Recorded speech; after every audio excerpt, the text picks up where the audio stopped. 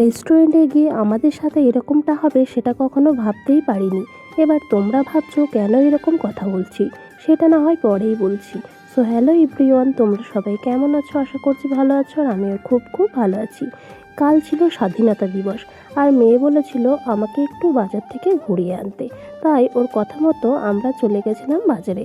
আর কালকে বাজারে প্রচণ্ড ভিড় ছিল, আর যেতে যেতে এদিকে রেল গেট পড়ে গেছিলো। কিছুক্ষণ দাঁড়িয়ে থাকার পরে তারপর আমরা ফাইনালি চলে গেছিলাম রেস্টুরেন্টে। আর মেয়ে বলেছিল আমি নুডলস খাবো, এর জন্যই আমরা নুডলসটা প্রথমে অর্ডার করেছিলাম। এটা ছিল ভেজ হাক্কা নুডলস, আর আমরাও কিন্তু একটু একটু খেয়েছিলাম। তারপর আমরা অর্ডার করেছিলাম বিরিয়ানি। বিরিয়ানি কিন্তু একটাই অর্ডার করা হয়েছিল। এরপর বিরিয়ানিটাও খেয়ে নিয়েছিলাম। বিরিয়ানিটা বেশ ভালোই ছিল, আর বিরিয়ানিটা ছিল কিন্তু ভেজ বিরিয়ানি।